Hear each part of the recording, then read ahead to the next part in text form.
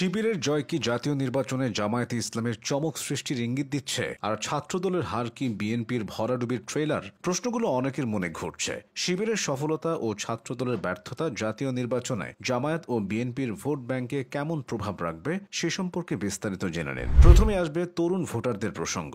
বিশ্ববিদ্যালয়ের তরুণরা যেহেতু শিবিরকে বেছে নিয়েছে, জাতীয় নির্বাচনেও তারা জামায়াতের দিকে ঝুঁকতে পারে। তরুণদের একটা বড় অংশ ছাত্রদলকে ছাত্রলীগের কপি এবং বিএনপিকে আওয়ামী লীগের কপি হিসেবে দেখছে। কারণ দীর্ঘ 16 বছর ধরে বিএনপি আন্দোলন সংগ্রামের মাধ্যমে যে সহানুভূতি অর্জন করেছিল তার অনেকটাই মাটি হয়ে গেছে 2024 সালের পর থেকে একের পর এক চাঁদাবাজি ও দখলবাজি অভিযোগের কারণে। অন্যদিকে জামায়াতে ইসলাম নিয়ে কম বেশি অভিযোগ থাকলেও তারা বিএনপির তুলনায় নিজেদের ইমেজ ক্লিন রাখতে পেরেছে। এবার আসবে নারী ভোটারদের প্রসঙ্গ। দীর্ঘদিন ধরে একটা ধারণা প্রচলিত ছিল যে নারী ভোটাররা জামায়াত শিবিরকে এড়িয়ে চলে। ডাকসু ও জাকসু নির্বাচনে নারীদের ভোট ছাড়া শিবির এমন নিরঙ্কুশ বিজয় পেত না। তাছাড়া ডাকসুর শিবির প্যানেলের 4 নারী প্রার্থীর 4 জনই জয়ী হয়েছে। ফাতেমা তাসনিম জুমা, উম্মে সালমা, সাবিকুন নাহার তামান্না, মোসাম্মদ আফসানা আক্তার এবং নাহার তামান্নার জয় প্রমাণ করে নারীদের ভেতর শিবিরের গ্রহণযোগ্যতা বেড়েছে। তাই জাতীয় নির্বাচনে জামায়াত যদি প্রত্যাশার চেয়েও বেশি নারীদের ভোট পায় তাহলে অবাক হওয়ার কিছুই থাকবে না। এবার আসবে পাহাড়িদের প্রসঙ্গ, বিশেষ করে সর্বমিত্র চাকমার নাম। ঢাবির সমাজবিজ্ঞান বিভাগের শিক্ষার্থী সর্বমিত্র চাকমা ছাত্র শিবির ঘোষিত ঐক্যবদ্ধ শিক্ষার্থী জোট প্যানেলে যুক্ত হলে চারিদিকে হইচই পড়ে যায়। হইচইয়ের পরিমাণ আরো বেড়ে যায় যখন সর্বমিত্র চাকমা জিতেও যায়। জেতার পর সে শিবির সভাপতি জাহিদুল ইসলামকে আবেগে জড়িয়ে ধরে। ফলে জামায়াত শিবির নিয়ে অনেক পাহাড়ির মনে ইতিবাচক বার্তা গেছে। ফেব্রুয়ারির জাতীয় নির্বাচনে জামায়াত আদিবাসীদের ভোটের বড় অংশটা পেতে পারে। যদিও তারা মোট ভোটের 1% আশেপাশে, তবে প্রতিযোগিতাপূর্ণ নির্বাচনে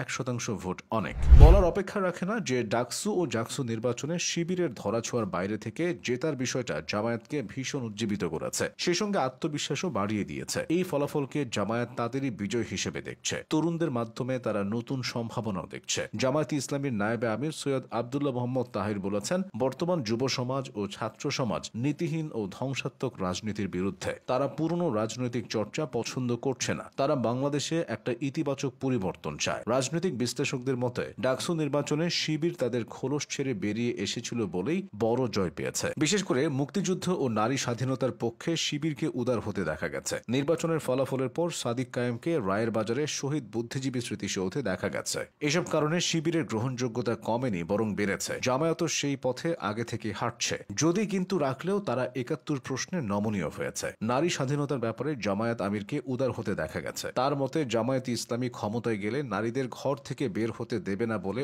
অপপ্রচার চালানো হয়। নারীদের কাজের সুযোগ প্রসঙ্গে তিনি বলেন, তাদের হাত বন্ধ করার আমরাকে। সুতরাং নারী ও মুক্তিযুদ্ধ প্রশ্নে জামায়াতের এই ভূমিকা জাতীয় নির্বাচনে ব্যবধান গড়ে দিতে পারে। সঙ্গে ডাকসু নির্বাচনের ফল তো আছেই। এদিকে বাস্তবতা বলছে ডাকসু নির্বাচনের ফল জাতীয় নির্বাচনে কখনোই পড়েনি। ডাকসুতে অতীতে বাম সংগঠন ভালো করলেও জাতীয় রাজনীতিতে তারা সেভাবে ভালো করেনি। তাছাড়া বিএনপির শেকড় শহর থেকে মফস্বল ছাড়িয়ে একেবারে ওয়ার্ড পর্যায় পর্যন্ত বিস্তৃত। জামায়াত সুগঠিত হলেও তারা এতটা বিস্তৃত না। এক্ষেত্রে বিএনপি এগিয়ে থাকবে। তাছাড়া বিএনপির সালাউদ্দিন আহমেদ এবং রুমিন ফারহানের মতো বড় মুখগুলোকে ডাকসুর ফল নিয়ে বিচলিত হতে দেখা যায়। অর্থাৎ জাতীয় নির্বাচনে জামায়াতকে তারা হিসেবে দেখছে না। সব মিলিয়ে 2026 সালের জাতীয় নির্বাচন বিএনপি ও জামায়াত দুই দলের জন্যই বড় পরীক্ষা হিসেবে হাজির হবে।